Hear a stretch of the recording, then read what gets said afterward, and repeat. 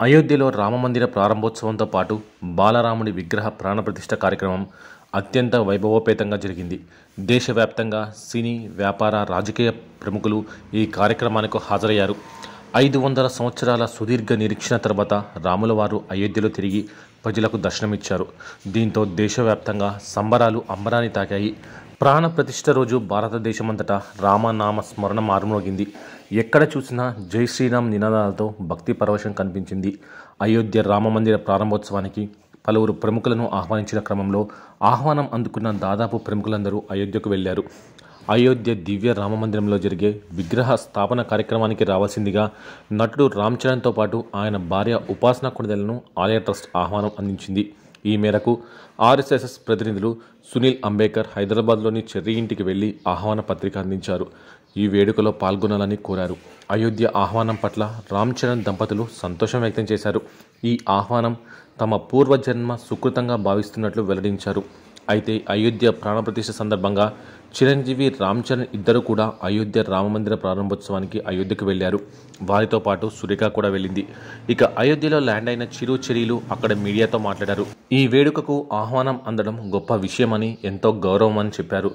ఆ దేవుడే తమకు ఈ ఆహ్వానం అందేలా చేశారని చెప్పుకొచ్చారు.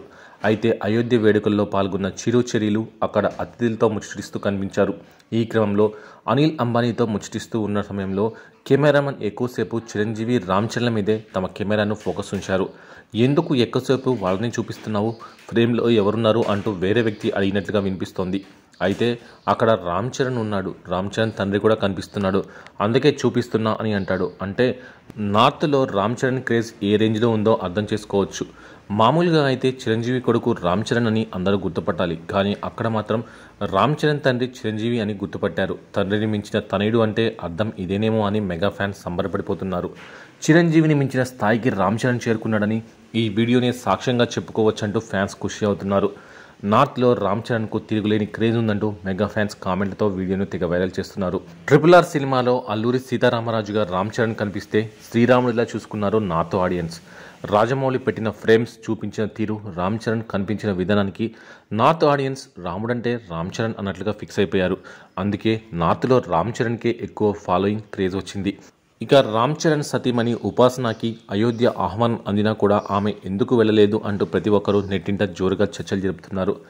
అంతటి గొప్ప కార్యానికి ఆహ్వానం అందక చాలామంది బాధపడుతున్న సమయంలో ఉపాసనకి ఆహ్వానం అందినా ఎందుకు వెళ్ళలేదంటూ ఆలోచనలో పడ్డారు. అయితే ఉపాసన వెళ్ళాలి అని అనుకున్నప్పటికీ కొన్ని పర్సనల్ రీజన్స్ వల్ల ఆమె చివరి మూమెంట్లో క్యాన్సిల్ అయిందని సన్నిహిత వర్గాల ద్వారా తెలుస్తోంది. అక్కడికి వెళ్ళలేకపోయినందుకు ఉపాసన చాలా బాధపడినట్టుగా కూడా సమాచారం. ఇక రామ్ చరణ్, ఉపాసన కలిసి అక్కడికి వెళ్ళకపోయినా ఈ ప్రత్యేకమైనటువంటి రోజును పురస్కరించుకునే మెగా ఫ్యాన్స్ అయోధ్య ఆలయం ముందు రామ్ చరణ్, ఉపాసన దంపతుల ఫోటోలను AI టెక్నాలజీలో సీతారాముల మాదిరిగా తీర్చిదిద్ది సోషల్ మీడియాలో వైరల్ చేస్తున్నారు. ప్రస్తుతం ఈ ఫోటోలు నెట్టింట హల్చల్ చేస్తున్నాయి. రామ్ చరణ్, ఉపాసన ఈ ఇద్దరు సీతారాములా ఉన్నారని, వారు కలకాలం ఇదే విధంగా జీవించాలని అభిమానులు కామెంట్స్ చేస్తున్నారు. టాలీవుడ్లో వీళ్ళు బెస్ట్ కపుల్ అంటూ పొగిడేస్తున్నారు.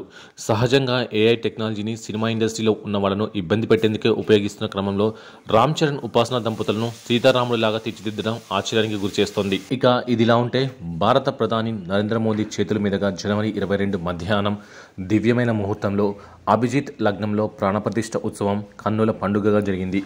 భద్రతా కారణాల రీత్యా సామాన్య పౌరులను సోమవారం శ్రీరాముడి దర్శనానికి అనుమతించలేదు. జనవరి 23 నుంచి రామ్ లల్లా దర్శన భాగ్యం అందరికీ కల్పిస్తామని శ్రీరామ జన్మభూమి తీర్థక్షేత్ర ట్రస్ట్ వెల్లడించింది. అయోధ్యలో బాలరాముడి దర్శనం, హారతి వేళల వివరాలను తమ వెబ్సైట్లో వెల్లడించారు. ఉదయం 7 గంటల నుంచి 11:30 గంటల వరకు, అలానే మధ్యాహ్నం 2 గంటల నుంచి రాత్రి 7 గంటల వరకు దర్శనం చేసుకోవచ్చని తెలిపారు. అలాగే జాగరణ హారతి ఉదయం 6:30 గంటలకు ఇస్తారని, సంధ్యాహారతి రాత్రి 7:30 గంటలకు ఉంటుందని తెలియజేశారు. ఇక సాంప్రదాయ నగర శైలిలో దివ్య రామాలయాన్ని నిర్మించారు. ఈ ఆలయ సముదాయం 380 అడుగుల పొడవు, 250 అడుగుల వెడల్పు, 161 అడుగుల ఎత్తులో నిర్మించారు. ఆలయంలోని ఒక్కో అంతస్తు 20 అడుగుల ఎత్తుతో మొత్తం 392 స్తంభాలు, 44 ద్వారాలు కలిగి ఉంది. ఇక 500 ఏళ్ల అయోధ్య రామమందిర చరిత్ర చూస్తే 1528 అయోధ్యలో రాముడి జన్మస్థలమని హిందువులు భావించే చోట మొఘల్ చక్రవర్తి బాబర్ మసీదును నిర్మించాడు. 1853, 1949 మధ్య ఈ స్థలం గురించి హిందూ ముస్లింల మధ్య హింసాత్మక ఘర్షణలు జరిగాయి. దీంతో బ్రిటిష్ వాళ్ళు మసీదు లోపలి భాగాన్ని ముస్లింలకు, మసీదు వెలుపలి ప్రాంతాన్ని హిందువులకు కేటాయించారు. 1949 మసీదు లోపల రాముడి విగ్రహం బయటపడింది. హిందువులు ఆందోళన వ్యక్తం చేశారు.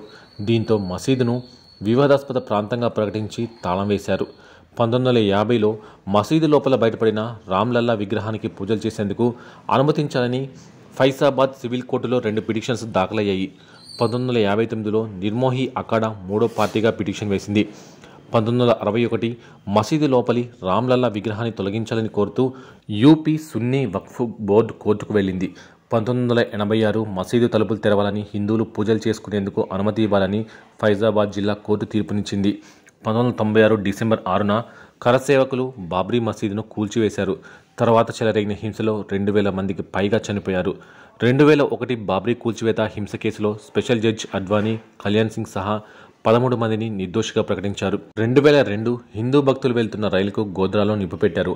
ఈ ఘటనలో 58 మంది చనిపోయారు. తర్వాత చెలరేగిన హింసలో 2000 మంది పైగా మృతి చెందారు. 2010 అలహాబాద్ హైకోర్టు అయోధ్యలోని వివాదాస్పద భూభాగాన్ని 3 వంతులుగా విభజించి 2 వంతులను హిందూ పార్టీలకు, 1 వంతును వక్ఫ్ బోర్డుకు కేటాయించింది. 2011 అలహాబాద్ హైకోర్టు తీర్పుపై సుప్రీంకోర్టు స్టే విధించింది. 2017 మధ్యవర్తిత్వం ద్వారా సమస్యను పరిష్కరించుకోవాలని సుప్రీంకోర్టు హిందూ, ముస్లిం పార్టీలకు సూచించింది. దీంతో పాటు పలువురు బీజేపీ నేతలపై నేరపూరిత కుట్ర ఆరోపణలను పునరుద్ధరించింది. 2019 మార్చి 8న అయోధ్య కేసు మధ్యవర్తిత్వానికి సుప్రీంకోర్టు ప్యానెల్ను ఏర్పాటు చేసింది. 8 వారాల్లోగా ప్రొసీడింగ్లను పూర్తి చేయాలంది.